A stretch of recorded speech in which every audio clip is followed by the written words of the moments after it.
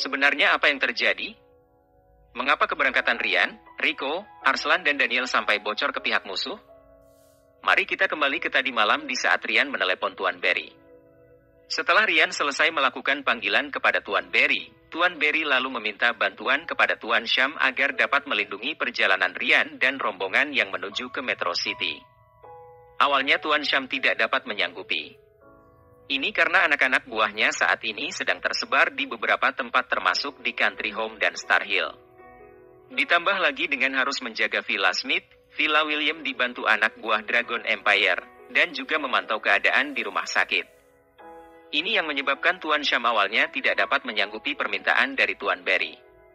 Karena tidak adanya pilihan lain, maka Tuan Sham pun meminta bantuan kepada salah seorang manajer di perusahaan William Group yang juga menjabat sebagai manajer di Hill Street menggantikan Tuan Paul untuk membantunya. Namun manajer itu pun tidak memiliki bawahan yang bisa diandalkan sehingga terpaksalah Tuan Sham menelepon Draco untuk meminta agar dia memerintahkan anak buahnya agar mengawal rombongan Ryan di sekitar Hill Street ke Metro City karena di situ letak titik rawan bagi mereka untuk diserang. Yang tidak diduga oleh Tuan Sham adalah, selain mendapat keuntungan karena Draco sendiri turun tangan dan memilih untuk kembali malam itu juga ke Metro City, di sisi lain dia juga kecolongan. Karena informasi yang dia berikan ke manajer tersebut telah dibocorkan ke pihak Ramendra di Megatown. Inilah awal mula terjadi pengeroyokan rombongan Ryan di atas jembatan. Saat itu Ramendra menerima telepon dari sang manajer tersebut. Sang manajer membocorkan bahwa subuh ini Ryan, Daniel, Rico didampingi oleh Arslan akan berangkat menuju Metro City untuk menjenguk Ivan yang baru sadar dari koma. Ramendra sangat terkejut mendapat bocoran informasi ini. Bagaimanapun Ramendra bukan orang bodoh. Dia ingin tahu motif di sebalik pengkhianatan sang manajer tersebut. Sang manajer tidak menginginkan imbalan apapun selain Ramendra harus merelakan proyek milik Robin yang terbengkalai itu untuk dimenangi olehnya di pelelangan nanti. Sang manajer pembelot ini juga menjamin bahwa pihak William tidak akan ikut dalam tender pelelangan Hotel Mega karena seluruh aset keluarga itu telah jatuh ke tangan Jerry yang saat ini tidak diketahui entah masih hidup atau sudah mati. Yang jadi penghalang nomor satu bagi Ramendra adalah Daniel sahabat Jerry ini.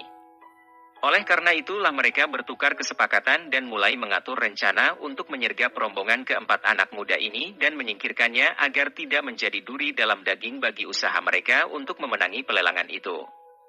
Setelah kata sepakat diambil, Ramendra pun akhirnya mulai mengatur anak buahnya dan beberapa pembunuh bayaran dari New Village untuk menyingkirkan keempat anak muda itu namun berhasil digagalkan oleh penolong yang tak dikenal.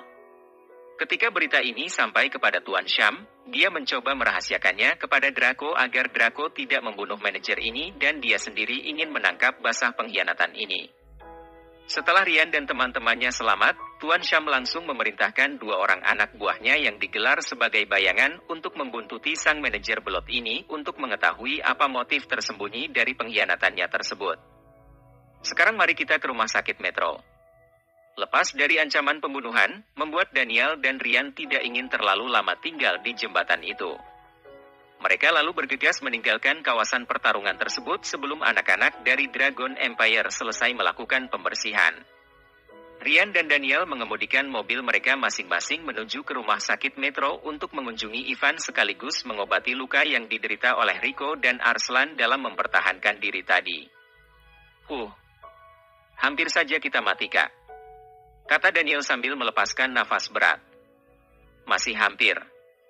Kata Arslan tersenyum dipaksakan. Aku heran dengan Ryan. Dia mengatakan bahwa orang yang menolong kita tadi adalah Jerry. Apa mungkin itu adalah Jerry, Kak? Tanya Daniel ingin mengetahui apa tanggapan dari Arslan. Entahlah, Daniel. Aku juga merasa dia seperti Jerry. Tapi gaya bertarungnya tidak seperti Jerry. Jika aku katakan dia bukan Jerry, tapi perawakan dan tingkah lakunya seperti Jerry. Ini yang membuat aku ragu. Kata Arslan. Kau saja yang sudah lama bersahabat dengan Jerry tidak dapat memastikan bahwa orang itu adalah Jerry. Bagaimana aku bisa menebak? Kata Arslan lagi. Mungkin Ryan terlalu rindu sama Jerry. Sampai-sampai orang yang tidak dikenal pun dia katakan Jerry. Kata Daniel. Daniel hanya berkata seperti itu di bibir saja.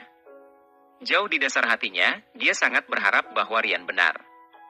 Jika dugaan Rian benar, berarti Jerry masih hidup. Semoga saja Rian benar, kata Daniel bergumam pada dirinya sendiri.